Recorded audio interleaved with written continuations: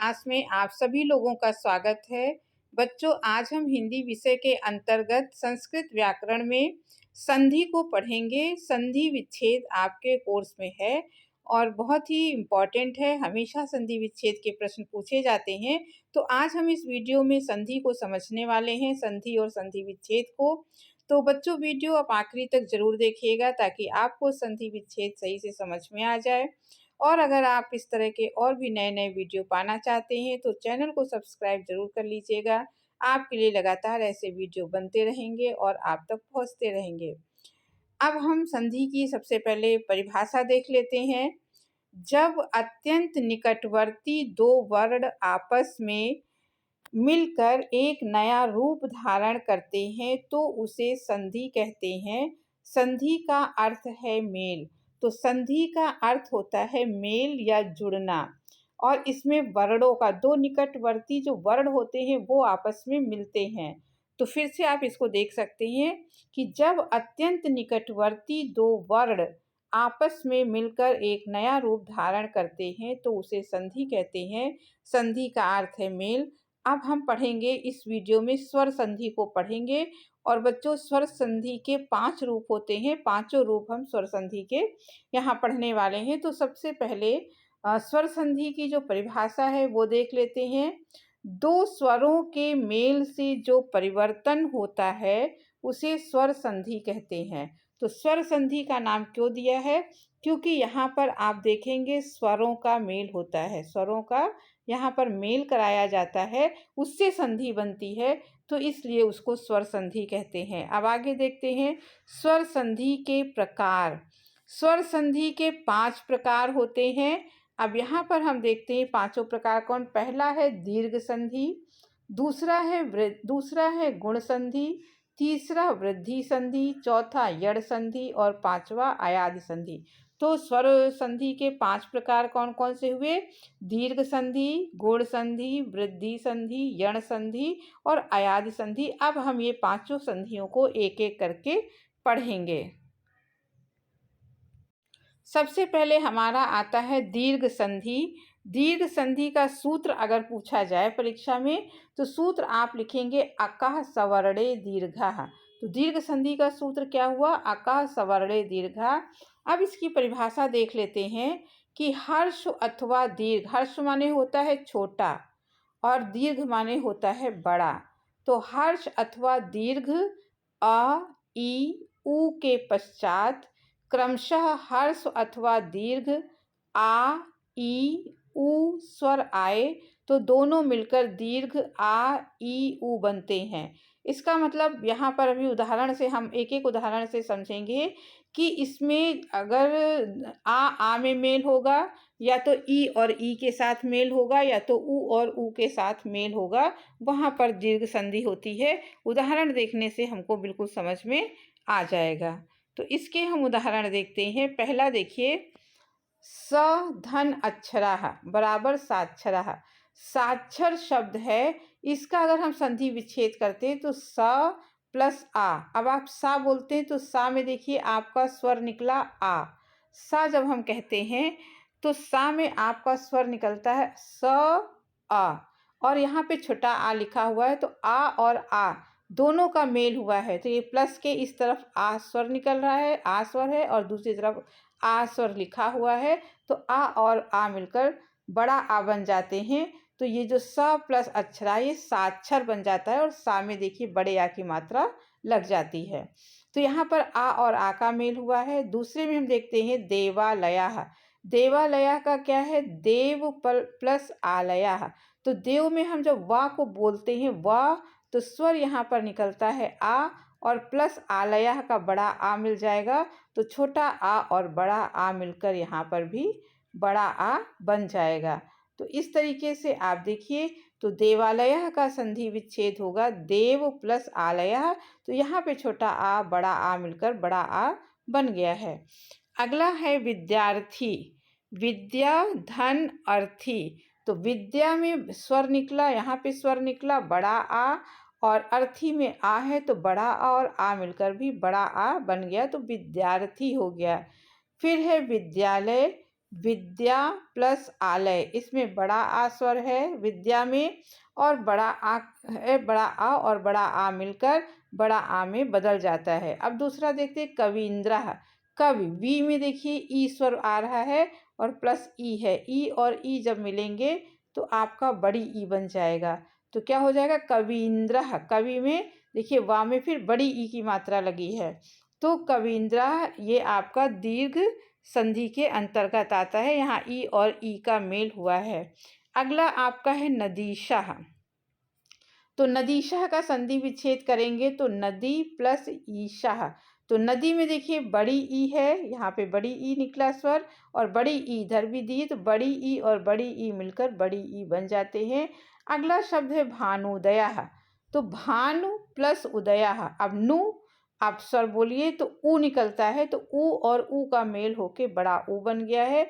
तो भानुदया नाम में बड़े ऊ की मात्रा लगी है। वधूत्सव, वधु प्लस उत्सव, वधु में छोटे ऊ की मात्रा लगी है, वधु प्लस उत्सव, और ये वधूत्सव, तो आपका ऊ और ऊ मिलकर बड़ा ऊ बन गया। तो जो दीर्घ संधि होती है उसमें सजातीय स्वर मिलते हैं, एक ही जैसे स्वर का स्वर से मेल होता है। आ का मेल आ से, ई का ई से, और ऊ का ऊ से होता है। अब आगे अगला देखते हैं। अगला हमारा आता है गुण संधि। गुण संधि का सूत्र है आद गुणः। अगर सूत्र पूछा जाए आद गुणः किसका है तो आप लिखेंगे गुण संधि का है। और इसकी परिभाषा देखते हैं। यदि आ और आ स्वर के बाद ई ऊ और री स्वर आए तो दोनों के मिलने से क्रमशः ए ओ और अर हो जाते हैं। तो यहाँ पे उन्होंने क्या बताया कि छोटा आ, अगर छोटा आ है, आ के बाद अगर ई आएगा, आ ई से मिलेगा तो ए में बदल जाएगा। उसके बाद आ अगर मिलेगा छोटी ई से मिलेगा तो ये क्या बन जाएगा ओ बन जाएगा। ऊ से बने, ऊ से मिलेगा तो ओ बन जाएगा, और री से मिलेगा तो अर बन जाएगा।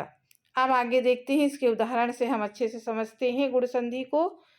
यहाँ पर देखिए जो संधि दी हुई है हमारे जो दिए हुए हैं उदाहरण। सबसे पहला उदाहरण है नरेंद्रः।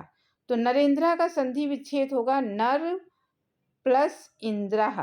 तो नर में र अगर बोलते हैं तो आ की आवाज़ आती है, तो आ स्वर निकला, तो आ और ई का मेल हुआ तो ए में बदल गया, तो नरेंद्रः। गण प्लस ईशा, गणेश का संधि विच्छेद क्या है गण प्लस ईशा। यहाँ पे आ और बड़ी ई का मेल हुआ है तो ए में बदल गया है। फिर है परोपकार, पर प्लस उपकार। तो यहाँ पे आ का मेल ऊ से हुआ है तो आ और ऊ के साथ मिलेगा तो ओ हो जाएगा, तो परोपकार। महा महोत्सव, महा प्लस उत्सव, तो क्या हो जाएगा बड़ा आ और ऊ जब मिलेगा तो ओ बन जाएगा। देव प्लस ऋषि, तो यहाँ पे देव है और री है, आ और री का मेल यहाँ पर हुआ है तो ये अर में बदल गया, देवर्षि हो गया। महा प्लस ऋषि, तो महान, महा प्लस ऋषि में आ प्लस री, ये दोनों स्वर मिले हैं तो अर में हो गया है। और वैसे अगर आप देखें तो अगर ऐसे आपकी गुण संधि कैसे पहचान सकते हैं, तो आपके जो ये शब्द दिए हैं तो आप देखेंगे या तो इसमें ए की मात्रा किसी दूसरे अक्षर पे, या तो ए की मात्रा होगी या तो ओ की मात्रा होगी। जिन शब्दों में ए की मात्रा और ओ की मात्रा हो तो आप यूं भी पहचान सकते हैं कि ये गुण संधि के अंतर्गत आएंगे। अब आगे देखते हैं।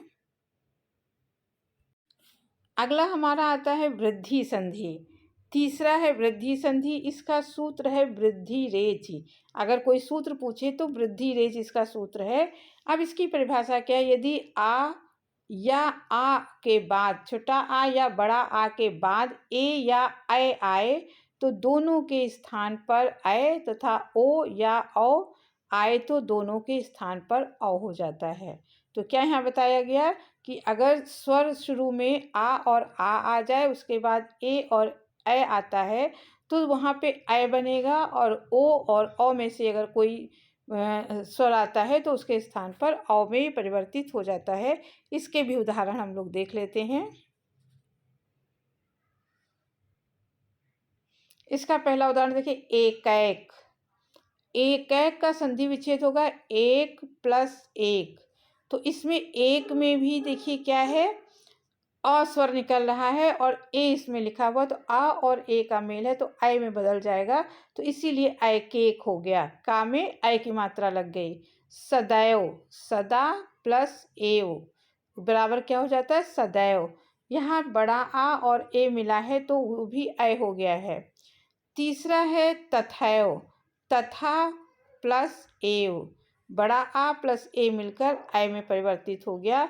अगला है महौषधि, महा प्लस औषधि, देखिए आ का मेल औ से हुआ है तो यहाँ पर औ आ गया है। वन प्लस औषधि, यहाँ पर आ का मेल औ से हुआ है तो औ बन गया है, महौषधि बन गया है। और महौजह, महा का महाधन ओजह, आ का ओ से यहाँ पर मेल हुआ है तो औ में परिवर्तित हुआ है।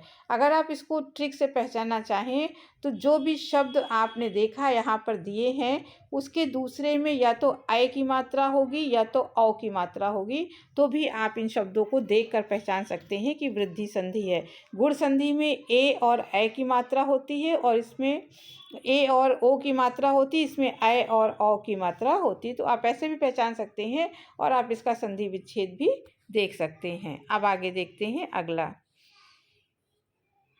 अगला यहाँ पर दिया हुआ है यण संधि। यण संधि का सूत्र होता है इको यड़चि। तो कोई सूत्र अगर आपसे पूछा जाता है परीक्षा में तो इको यड़चि छोटा सा सूत्र है। अब इसकी परिभाषा देखते हैं। हर्ष या दीर्घ ई उ री री के आगे यदि कोई असमान स्वर आए तो ई का या, उ का वा, री का री, रा तलरी का ला हो जाता है। अब इसको हम लोग उदाहरण से अच्छी प्रकार से समझ लेते हैं। जैसे अगला है, पहला उदाहरण है प्रत्येकः। तो प्रतिधन एकः इसका संधि विच्छेद होगा और प्रति में देखिए छोटी ई के साथ ए मिला है तो ये हो गया है ए। इत्यादि, इति धन आदि, छोटी ई से आ मिलके या बन गया है। प्रत्युपकार, प्रति धन उपकार, ई और उ मिलकर यू में बदल गया है। गुरु प्लस आदेश तो बन गया आपका गुरुवादेश। उ में आ मिला है तो वाह हो गया है। अगला है मधु मधुवरी, मधुवरी का संधि विच्छेद होगा मधु प्लस अरि, उ और आ मिलकर यहाँ पर वाह हो गया है। फिर है पित्रादेश, पितृ प्लस आदेश, देखिए री के साथ बड़ा आ मिला है तो रा बन गया है।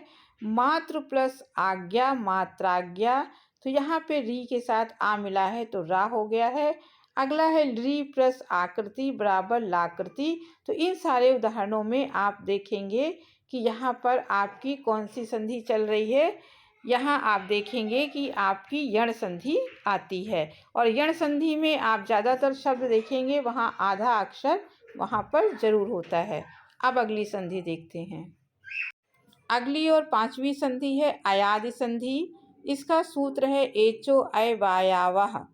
इसका अगर परिभाषा देखी जाए तो आप देखिए, यदि ए ओ ऐ औ के बाद कोई भी स्वर आए तो ए का ऐ, ओ का औ, ऐ का आय अथवा औ का आव हो जाता है। इसको हम उदाहरण से अच्छी प्रकार से समझते हैं। जैसे इसके उदाहरण आप देखेंगे, पहला इसका उदाहरण है नयन। अगर ये शब्द देखें नयन तो संधि विच्छेद क्या होगा, ने प्लस अन, नयन ने प्लस अन। तो यहाँ पे ने में ए है और ने ए का आ से मेल हुआ है तो ये बन गया है आय, तो हो गया नयन। फिर इसी तरह हो गया चयन, चे प्लस अन बराबर चयन। इसमें चे में ए स्वर निकलता है और बगल में आ है तो ए और ऐ मिलकर ऐ हो गया। अगला है नायिका। तो नायिका में नए शब्द है और नए में आय और प्लस आ का मेल हुआ है तो आय में बदल गया है। अगला हम देखते हैं गायिका। अगला शब्द हमारा है गायिका। तो गायिका में क्या होगा, गय प्लस अकाह बराबर गायिका। इसमें आय का मेल आ से हुआ है तो आय में बदल गया है।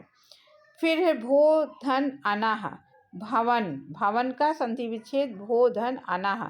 ओ और आ का मेल हुआ है यहाँ पर तो औ बन गया है पवनाह, पो धन अनाह। तो ओ का आ से मेल हुआ है तो औ बन गया है। और पौ धन अकाह, पावकाह, औ का आ से मेल हुआ है तो आओ बन गया। विश्रवे विश्रो धन ए, यहाँ पर ओ का ए से मेल हुआ तो ओ बन गया। और भी अयादी संधि में आप अगर एक चीज़ ध्यान देखेंगे कि जैसे नयन आपका शब्द है, तो अगर या बीच में इस तरह के, या तो शब्दों के बीच में या लगा होगा, दूसरा अक्षर या तो वा लगा होगा, इससे भी आप सीधे पहचान सकते हैं। जैसे नयन, चयन, इस तरीके के शब्दों में आप देखते हैं या लगा हुआ है, या भवन, या पवन, तो इन शब्दों के बीच में वा लगा। तो इन शब्दों को अगर आप सीधे पहचानना चाहें किस संधि का है, तो आप ध्यान दीजिएगा कि इसका जो दूसरा अक्षर है या तो या से होगा शुरू, और या तो वा से शुरू होगा। इसका दूसरा अक्षर या तो या होगा या तो वा होगा, तो वहाँ पर अयादी संधि होती है। तो बच्चों, आपको अच्छी प्रकार से समझ में आ गया होगा। अगर आपको ये वीडियो अच्छा लगा हो तो आप चैनल को सब्सक्राइब ज़रूर कीजिएगा, लाइक कीजिएगा, शेयर कीजिएगा। अब अगले वीडियो में फिर किसी टॉपिक के साथ मिलेंगे। तब तक के लिए धन्यवाद।